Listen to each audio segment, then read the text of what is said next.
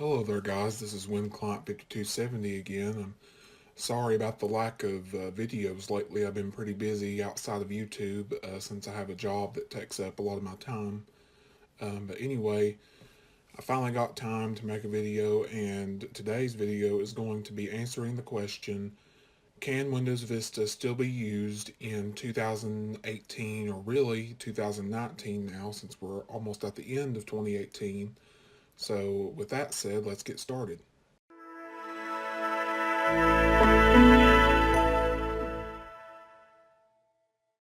If you haven't already, you need to check out my video on how to extend Windows Vista support until 2020, because I know a lot of you all are probably about ready to comment, if you haven't already, well, why in the hell would you want to use Vista since it hasn't received updates in almost a year now? However, that is not true, because you can install Windows Server 2008 security updates on Vista, and you can continue to do so until January of 2020, which means that Vista will be supported for just as long as Windows 7 will be. So if you really care about that, which I mean you're perfectly right to do so, then you can just do that. And the link for that video should appear in the top right of your screen. It should have appeared already when I first started talking about this. So just visit that video, and I'll put a link to it in the description as well. So if you're concerned about receiving security updates, I would recommend that you install the Windows Server 2008 updates. Just check out that video. It tells you everything you need to know about how to do it and where to get the updates from. Again, there's another msfn.org community member who maintains a update repository for Windows Vista, which contains the Server 2008 updates. So just check out that video I made on that, and you should be good to go. So probably the most important application in an operating system these days is a web browser. And for Windows Vista, a lot of web browsers, or actually most of them, no longer support it, because whenever I say web browser, the first thing you probably think of is Google Chrome or Firefox. However, these two browsers have long dropped support for Vista, with Google dropping support back in 2016 and Mozilla dropping support back in June of this year with the release of Firefox 52.9 ESR. So I really wouldn't recommend these browsers for Vista anymore due to the lack of updates. However, an enthusiast by the name of RoyTam1, who is on msfn.org, has created several browsers, all of which still receive updates on Vista and XP as well. The first one we're going to be taking a look at is the New Moon browser by RoyTam1. And this browser is based on the Pale Moon web browser, which itself was based on Firefox. If you remember the video I made back last year, the top 5 web browsers for Windows Vista video, if you remember, I listed Pale Moon as the best browser for Vista, which it really was at the time, because it still received updates on Vista, and it also properly supported Vista's media codecs. However, now Pale Moon no longer receives updates on Windows Vista as of version 27.9.4, I believe. I believe that's the final version for Windows Vista. However, what New Moon is it is a continuation of Pale Moon. Really, it's the same thing as Pale Moon, except Vista and XP support have been restored. So here I am, I'm running New Moon version 28, 28.2, and as you can see, it runs just fine on Vista. And if I go to the youtube.com/html5 page, you'll see that all of Vista's system codecs are supported, like the H.264 and MSE media source extensions. They are properly supported on Vista. This was an issue with a lot of the browsers I showcased in my previous video last year. And this is not an issue thanks to RoyTam1 um, of msfn.org. Um, but yeah, New Moon is a really nice browser. As you can see, it takes good advantage of Vista's desktop window manager. As you can see, it's got this nice tab switcher page here that uses Arrow Glass very well, and it looks and works really well. So I would definitely recommend this. I think this would be my number one choice for Windows Vista today. However, if you don't like New Moon for whatever reason, uh, RoyTam1 also has you covered there because he's also developing, um, he's developing Basilisk for Windows Vista and XP. Basilisk is basically a test bed, or it was at one point. I don't know really if it still is or not, but at one point it was a test bed for uh, the Pale Moon web browser when it was in development, when they were developing version 28, because 28 was a major change for the browser. It's based on an entirely new version of Firefox compared to the old Pale Moon 27 and older versions. Um, so this browser is branded as Serpent, but it's the same thing as Basilisk. The UI looks a little bit odd on Vista because this browser is mainly designed for XP. Really, both of these browsers are. That's who RoyTam1 caters to the most. However, any issues that have popped up on Vista, he has also fixed. So I'm very thankful that he's dedicating this time and effort into developing these browsers. But anyway, as you can see, it looks a lot like Firefox, or at least Firefox before Quantum. As you can see, this was compiled on November the 17th of this year, which was just a few days ago, so this browser is very up to date. And it too supports the media codecs properly, as you can see here. So either one is a good choice. It really doesn't matter whichever one you go for. They won't do you wrong. The only thing that you're going to have to do is you're going to have to manually keep them up to date, because neither browser has a built-in updater installed, because RoyTam1 really wanted to focus more on developing the browser itself instead of spending time trying to develop an updating system and setting up a server for that and everything, which is understandable. And the browsers are portable too. They don't have installers. Um, However, don't let that stop you, because all you need to do is go to this thread. If I can find it here, I'm looking at my last versions of software for Windows Vista and Server 2008 list, which if you haven't looked at that yet, you definitely need to check that out. I'll link that in the description. It's a list I put together of the final versions of software for Vista, and it also documents software that continues to support it. So I would definitely recommend that if you are still using Vista today or want to use Vista today. But anyway, so here I've got it listed here, Basilisk by RoyTam1, and then New Moon is here in the browser section. And I put here, view this MSFN thread to get the latest build. So all you have to do is visit that thread, and if you look at the main post here, Roy keeps it updated, and he puts the post to the latest build. So all you have to do is go on that post and click on the word replied right there, and it'll take you to his latest post. And as you can see, it says new build of Basilisk for XP, and right here you've got links for the 32-bit and 64-bit builds of the browser. And down here it says PM28 XP build, which stands for Pale Moon 28, which is New Moon, which is what this browser is here that I'm using. And even though they say XP, like I said, they work just fine on Vista. They work great. Can't go wrong with either one, and I would definitely recommend that you switch over to one of these browsers if you are still using Vista and you have not already switched over, because Firefox and Chrome are just going to increasingly become more unsafe to use on the web due to the lack of updates. So if I were you, I would definitely choose one of these browsers on Vista.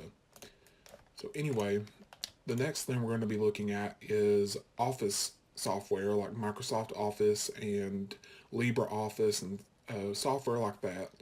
Microsoft Office no longer supports Windows Vista as of version 2013, with 2010 being the final release for Vista and XP. However, LibreOffice supported Vista up until a few months ago, and the final version for it is, I can open it up here. It's 5.4 point something. Once it opens up here, I can tell you. 5.4.7.2. So this is the last version of LibreOffice that works on Windows Vista, because newer versions require 7 or later. And if you try running them in Vista, you'll just get errors about missing functions in random DLL files, and yeah, it's not going to work. As you can see here, it's saying there's an update available, but you don't want to install any updates, because if you do, it's going to break it. Yeah, see, it's saying download 6.0.7, but don't do that, because if you do, it's not going to work on Vista. If you visit that list that I mentioned earlier, the last versions of software list, I do have it listed there in an Office Suites category. If you just scroll down the list, you'll find it. And I've included links to both the 32-bit and 64-bit versions of the software. And you can download it directly from the vendor there. OpenOffice, however, does continue to support Windows Vista. And it is a good option. However, I heard the development is going to cease at some point, period, not just for Vista. I don't know when that will happen, because that was back in, I believe, 2016, so I don't know if they've decided to keep going with it or what, because it still receives updates today. As you can see, this bill was compiled about a month ago. So, anyway, this is also a good choice. Or Office 2010, if you want to use Office 2010. It will continue to receive security updates on Vista until October 2020, I believe. So it's still a perfectly viable option on Vista if you want to use it along with the Outlook software. Anyway, now we're going to move on to video editing software. So what I have installed here that I'll be editing this video on, that you're watching right now, is Camtasia Studio 8.6.0. This was the last version to support Windows Vista. I'll open it up here.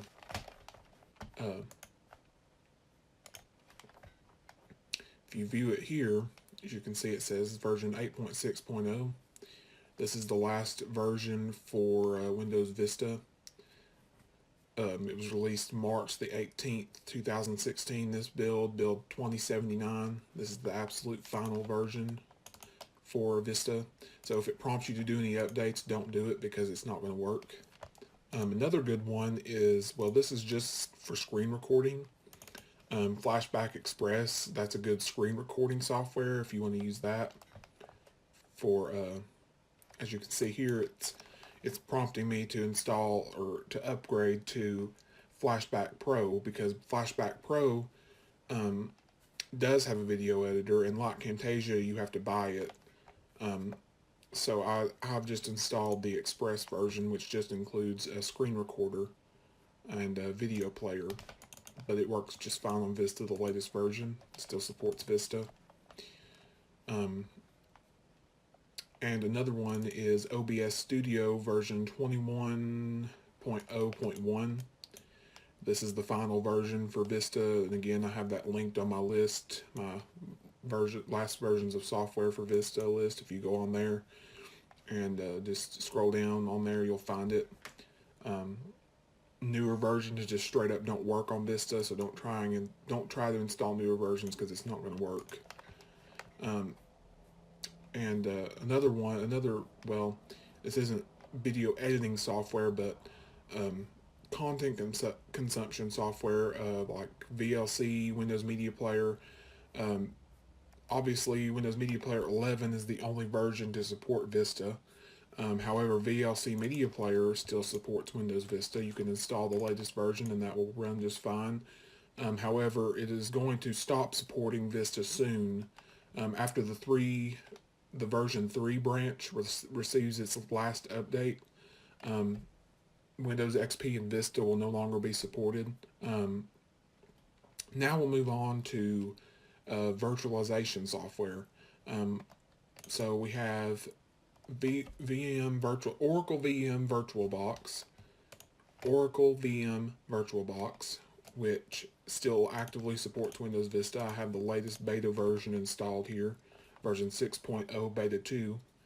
However, I don't recommend you install the beta version um, because the latest stable 5.x release supports Vista just fine as well.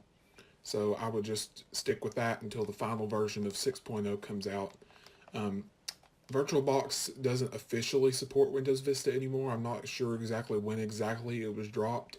However, they are dedicated to supporting Windows Server 2008, which is still actively supported by Microsoft and is basically the same exact thing as Vista, except it's for servers. Um, so you can just download and install VirtualBox on Vista and it will run just fine, just as it would on Windows Server 2008. So another piece of virtualization software for Vista is VMware Workstation 10, which was released back in 2015, and it supports the virtual machine edition support up to Windows 8. But I believe these drivers should work just fine in Windows 10 as well, because I have run Windows 8 or Windows 10 rather on VMware Workstation 10 before, and it ran just fine. So I have version 10.0.7 installed on this system, and as you can see, it runs just fine on Vista. Newer versions don't support Vista, so don't even bother trying. Now we're going to move on to photo editing software. GIMP is probably the best free photo editing software you can install on Vista. However, support was recently dropped with version 2.8 being the last version for Windows Vista and XP. So you can't install the latest version. It won't work because it requires Windows 7 APIs, if you will. Once it loads up here, I'll show you like the full version number because I don't think it's just 2.8. I think it's got more to it than that. Yep, 2.8.22. So this is the last version you can install in Vista, but it's not that old, and it still does pretty much everything you would need it to do. At least it does for me. And if you want Photoshop, the final version of Photoshop for Vista is version CS6. So if you don't care about anything, like if you need any features from newer versions, then you're going to have to use Windows 7 or later, unfortunately. However, you know, if CS6 is good enough for you, then you're good to go because it runs fine on Vista. Now we're going to take a look at audio editing software.